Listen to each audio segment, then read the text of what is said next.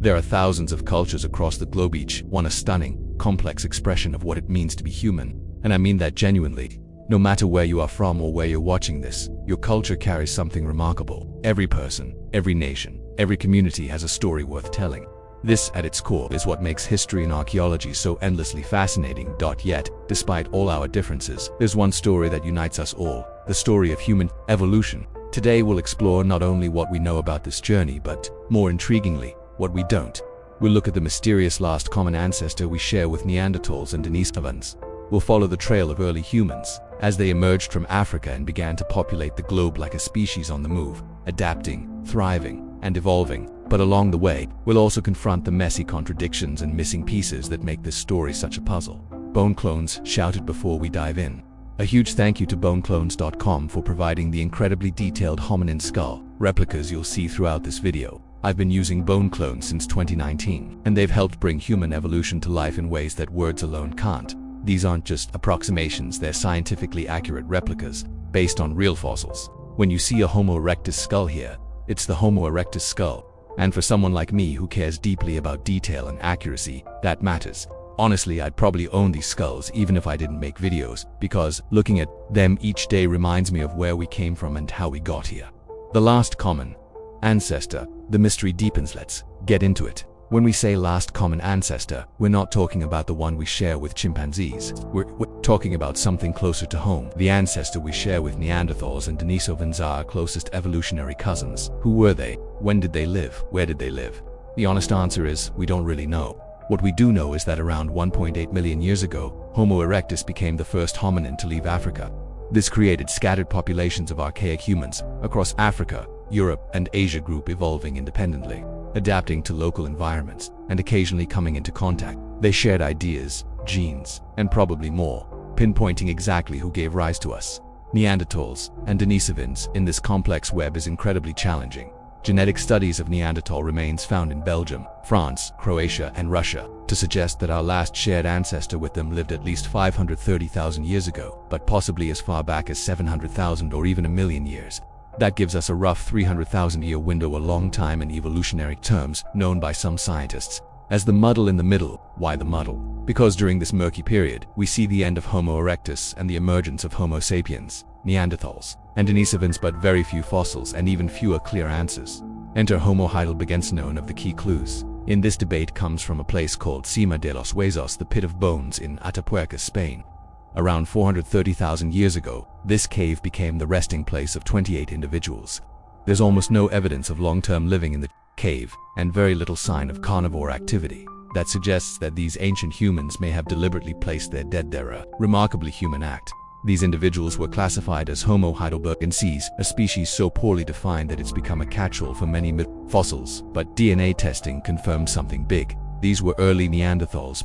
That means they lived after our lineage split from theirs. Fascinating as they are, they weren't our direct ancestors. Back in time, 850,000 years ago, to search for our true common ancestor with Neanderthals and Denisovans, we have to go even further back. Around 850,000 years ago, there are signs of ancient hominins who may be closer to the source. But again, the fossil record is sparse, and the relationships between these ancient species remain frustratingly unclear. Homo antecessor. In 1994, archaeologists discovered the remains of several people, mainly children, who seemingly had been the victims of cannibalism. What can I say? Life was hard in the Paleolithic. Some Artemisia ancestors probably had to eat children. That's just the way it went back in the day. These remains have been given the title Homo antecessor, or pioneer man, and the best preserved of them is called the child of Grandalina. This child girl was about 10 years old when they seemingly became a Somion's lunch, and the remains they attracted a lot of attention because of the flatness of one of the key features that anthropologists and archaeologists look for in a fossil to determine whether it's a Homo sapiens is this flat face placed directly under the skull. And as you can see, this child of Grandalina, their face is very flat compared to earlier hominins like Homo erectus and even later hominins like Homo heidelbergensis. It seems flatter, like ours. So is this child a direct ancestor of ours, a very distant ancestor of ours? Well, again, it seems not. Getting DNA out of a fossil that is 850,000 years old is exceptionally difficult, but new scientific techniques analyze individual proteins which survive better in the archaeological record. Proteins on their own, of course, cannot give us as much information as DNA, so please bear in mind that this interpretation of the results could change dramatically in the future if we improve our technology. but proteins can give us clues to ancestry, and it seems that Homo antecessor was perhaps a sister group of our last common ancestor, living around that same time. A very close relative, but not our direct ancestor, not the common ancestor, not an early example of the Homo sapiens lineage. The child of Grand Dolinarially illustrates a difficult problem that anthropologists have. Just because a specimen might share many of the same physical features as us, it does not mean that there are direct ancestors. Evolution spins a really complicated web, so as it stands, none of the remains from a tapioca are on our Homo sapiens lineage or are the last common ancestor of us and Neanderthals. This is basically the situation across the entire world. Anthropologists have been able to exclude some examples and determine who is not our direct ancestor, but finding that common ancestor, finding those really early Homo sapiens, has eluded us. We still have not found them yet. Considering what we're going to discuss later about the origins of our species in Africa, it is very likely that the common ancestor of us and Neanderthals lived there. But the past being so complicated, we do have to keep an open mind that the common ancestor of us, Neanderthals and Denisovans, could have lived in Eurasia. After all, that is where our two closest relatives lived and evolved, so it's not unreasonable at all to think that our common ancestor might have lived somewhere in Western Asia, maybe even in South Asia, India. Our understanding of its time period in India is not great. We have a lot of tools, but so far no human remains from this very early time period. So we have to keep an open mind that they could have lived in India perhaps. So anthropologists are keeping an open mind, but nevertheless, Africa for sure has a special place in our evolution. Africa, wherever our ancestors lived before 300,000 years ago. It's abundantly clear that since it's that time, Africa has been the beating heart of our evolution. This is confirmed not only by the fossil record, but also overwhelmingly by our genetics. There are key features of our anatomy that anthropologists look for when trying to determine whether a fossil is a Homo sapiens or not. As I mentioned earlier, we have a small flat face. This face should sit directly under a brain case. We have a really distinctive chin, and we have this really round skull. Globular is the technical term. Globby, globby, glob, glob. Now, of course, we have to bear in mind that there is a lot of variation in how modern humans appear, and this variation extends deep into the Paleolithic, probably even more variation, honestly. So these aren't necessarily hard and fast rules, but these are the features that could indicate that a fossil is a Homo sapiens. The earliest fossils that we could describe as potentially being a Homo sapiens, an archaic form of Homo sapiens, come from Jebel Irhoud in Morocco and date to around 300,000 years. So far, 5 individuals have been excavated, and as you can see, they do have this small flat face directly under the brain case, but this skull is not globular. It's egg-shaped. It's much similar to a Neanderthal, much more similar to Homo heidelbergensis. Because of the shape of the skull, we can't consider them modern humans, modern Homo sapiens, but they have enough features that we could consider them perhaps archaic Homo sapiens, a very early ancestor of ours. Over on the other side of Africa from Herto, Ethiopia, the owner of this skull lived around 160,000 years ago, and as you can see is very round, very globular, but has these absolutely chunking brow ridges, really pronounced, and that's a very archaic feature, you could say, in our species. As you can see from these two examples, humans in Africa during this Middle Paleolithic exhibit aerial mosaic of features. The evolution into our modern form, anatomically modern human, seems to have been a really slow process that has taken hundreds of thousands of years. This mosaic of features continues for a long time. In the archaeological record, a skull from Omo in Ethiopia is very round, very modern looking, but dates to 190,000 years old. Skulls from Kafseh in Israel date to around 120 to 90,000 years old, and again, are quite modern. I know Israelis not in Africa, we're gonna get to that, don't worry. Yet a skull from Iwo Eleru in Nigeria has a much more archaic form, like Jebel Irhoud, has this egg-shaped brain case, but is as recent as roughly 13,000 years old.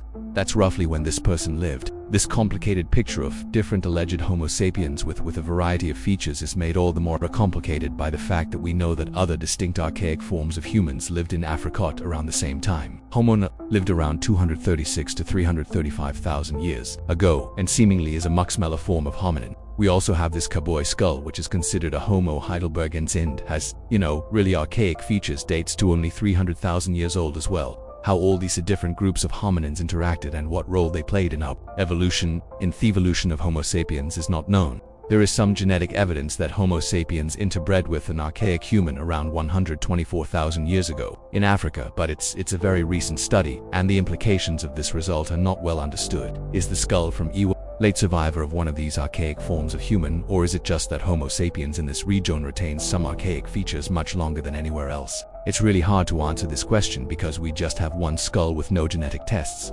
So we have absolutely no idea of the context that Iwo Eleru lived in, the context that they evolved in. The skull from Nigeria is an interesting outlier, though in general what we see in the archaeological record is a clear progression from egghead to tennis ball head. So what parts of our brain were changing and developing that caused this change of shape, and what can that tell us about our evolution? Let's look at two brains, two endocasts from our evolutionary history.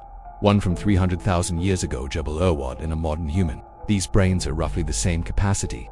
There's not much difference in size, but they have been reorganized, they have changed shape. So what parts grew and developed, and what can we deduce from that? Two features of this process stand out: parietal and cerebellar bulging. Parietal areas are involved in orientation, attention, perception of stimuli, sensory motor transformations, underling planning, physiospatial integration, imagery, self-awareness, working and long-term memory, numerical processing, and tool use. The cerebellum is associated not only with motor-related functions like the coordination of movements and balance, but also with spatial processing, working memory, language, social cognition, and affective processing. Clearly, there is an evolutionary pressure and evolutionary advantage in increasing our creativity, increasing our perceptions, increasing our adaptability. This might seem an obvious thing to say considering the vast amount of creativity we're surrounded by every day. Like this wonderful YouTube video, the highest form of art. I'm an artist. It is really interesting to think about this brain development though. This progression from JI to golf ball head over the past 300,000 years is mirrored in the archaeological record by an increase in creativity by an increase in the sophistication of tools. The people living in Jebel Irhoud 300,000 years ago probably didn't have no creativity. No symbolic expression. Best we see, engravings on shells from 500,000 years ago that were created by Homo erectus. It's not much, but it shows that these archaic humans, there's something going on up there. There's a spark. There's a creative spark. By 100,000 years ago, we're starting to see much more rounder skulls in the archaeological recordant. We see the development of really specialized bone tools like this harpoon from the Congo, Wheezy in South Africa. Real great evidence for art and symbolic expression from ochre and carved ostrich eggs and jewelry made from shells. Moving forward in time by 50,000, 40,000, 30,000 years ago, this globular brain shape is, other than a few outliers, absolutable too across Homo sapiens, and the evidence for symbolic expression and specialized toolset overwhelming. No one could look at the art from this time period and think that these were just simple cavemen. Nothing could be further from the truth. No archaic human ever quite reached the level of creativity and symbolism that we see produced by modern humans, even though our opinion of Neanderthals has changed dramatically over the past 30 years. They were very intelligent, very sentient humans, truly humans, yet they did not have this globular brain shape, and they didn't have as well a developed artistic expression. So even though our brains didn't really increase in size, this reorganization seems to have been absolutely key to our development. I am a globby head artist. That's why humans are man. We're globby artists. Genetic evidence for our evolution in Africa is overwhelming. It's almost undeniable. Genetic evidence, obviously everything is subject to change, but this evidence is really overwhelming. It has to be said. African populations have a higher genetic diversity than anywhere else in the world, and the further you move away from Africa, the more that genetic diversity declines. Now, I don't want you to get offended, or get hurt, or get worried. I'm not accusing everyone outside of Africa of being one giant Habsburg dynasty. There's plenty of genetic diversity to go around, but this does illustrate that Africa is almost certainly the place that he evolved in. In biology, this is called the serial founder effect.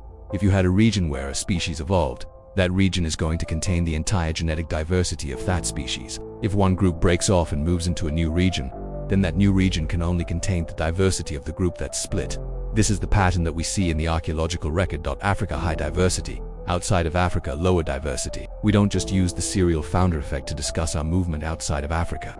It's a really key tool that anthropologists and geneticists can use to trace human migrations. Let's look at mitochondrial haplogroup L3. A haplogroup is basically a line of descent, a lineage that you can trace back to one person deep in prehistory. So mitochondrial haplogroup L3 are the living descendants of this L3 woman hominid. Way back in time, the L3 haplogroup is found widely across sub-Saharan Africa, and interestingly too, this whole debate, it is the haplogroup that every ancient fossil that we have DNA from outside of Africa descended from, and it is the haplogroup that every non-African haplogroup descends from. Let me repeat that. That's worth repeating. Every mitochondrial haplogroup outside of Africa descends from L3, every single one.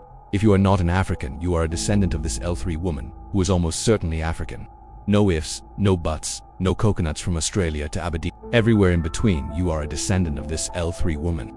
And even if you are from Africa, there is also a very strong chance that you are a descendant of this woman too. Stefan from the future here. Quick interruption. I shouldn't have said no coconuts. There are always coconuts with these things. Our evolutionary History is not straightforward. In this particular situation, the coconut is not whether you are related to L3 woman, but the coconut is whether L3 woman did live in Africa. There is some debate as to whether humans had already left that Africa by that point and were in Western Asia or maybe even South Asia, India. If that is the case, if L3 women had already left Africa, that wouldn't negate the fact that we had evolved there. It would just mean that we had left earlier than we currently live. There's always coconuts. I shouldn't have said that there are always coconuts. Now, mitochondrial DNA is just a very small part of our entire genetic makeup, but this has been confirmed time and time again. In 2016, a study combined literally hundreds of genetic tests to create a phylogenetic relationship of humanity. The pattern is the same, guys. Africa is at the core of our DNA. If that wasn't enough, we don't just see this pattern in our genetics, we also see it in the genetics of bacteria that live within us. Helicobacter pylori, I think that's how you say it, is a bacteria that lives within our guts and causes stomach cancer and ulcers and stuff like that. It's really an absolute bastard, but nevertheless lives within us. We see the same pattern of genetic diversity. Helicobacter in Africa, high diversity. Outside of Africa, low diversity. This suggests that this bacteria was present in the Homo sapiens that first left Africa and as a result suffered a loss of genetic diversity, just as us Homo sapiens did, which is really fascinating. If you are suffering from stomach cancer, I am sorry. I truly wish you a speedy and painless recovery, but it is genuinely interesting that we can learn about our evolution from that. That is crazy to me. So as it stands at the minute, the earliest fossils that we could describe as Homo sapiens, archaic Homo sapiens, come from Africa, and the genetic evidence overwhelming lists we evolved in Africa. That's a huge region though. Can we narrow it down further?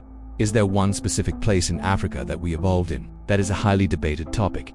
If we look at the fossils that we've already mentioned, Jebel, Erhoud, Herto, Omo, Kofsa, Plusa, few others, Florisbad in South Africa, Lutoli in Tanzania, Gomdi in Kenya, there is a hug Pan-African distribution of these alleged Homo sapiens. I say alleged because not everyone agrees in their classification, but these are basically the contenders for archaic Homo sapiens. The only region where it seems like there's a bit of a gap is West Africa, but that is the least well explored archaeologically, so it is quite likely that that is just a bias in the archaeological record.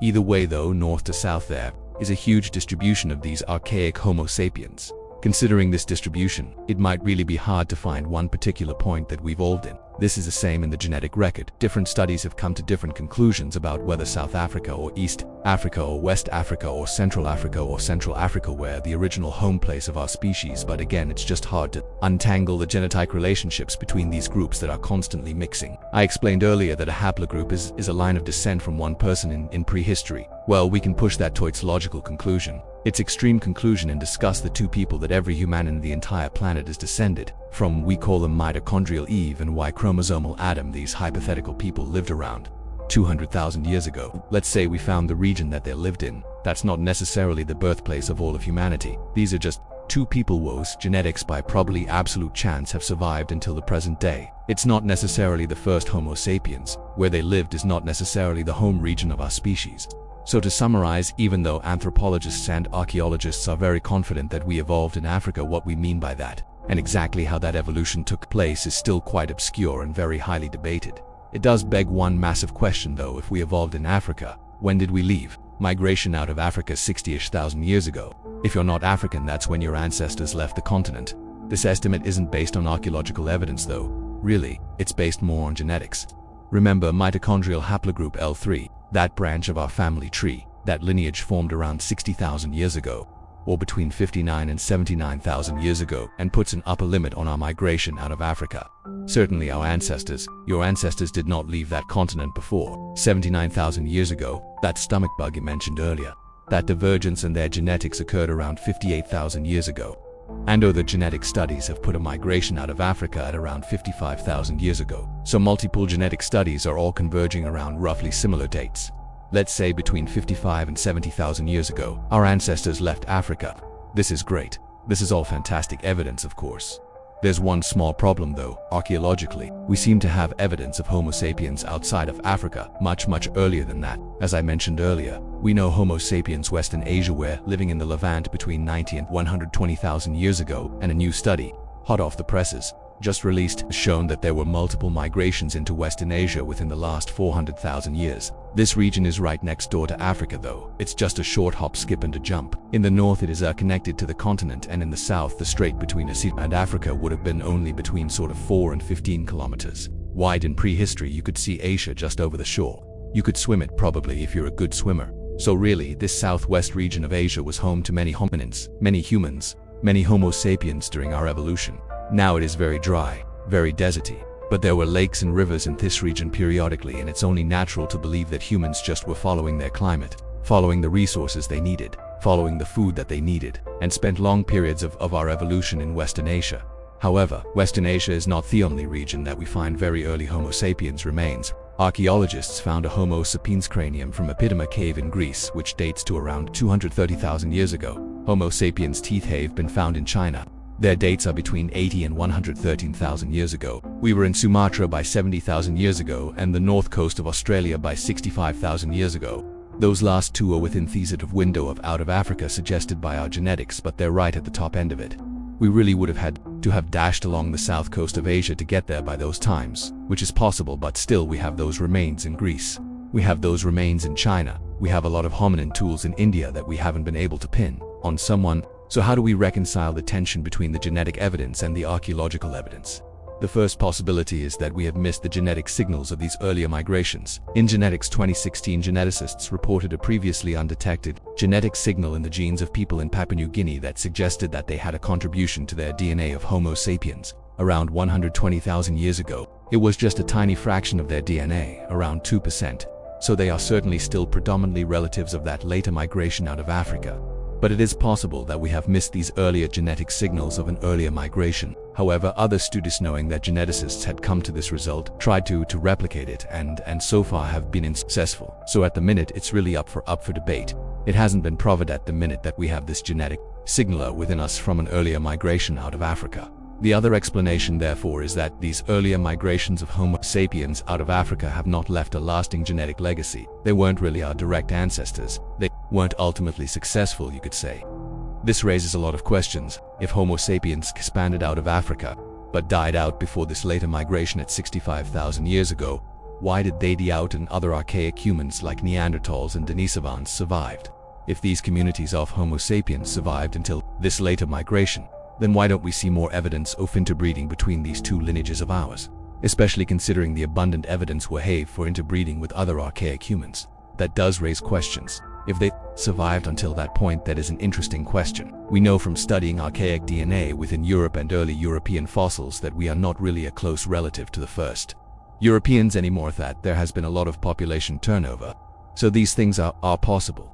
It is certainly that these earlier migrations died out. Whatever caused that expansion of Homo sapiens between 55 and 70,000 years ago.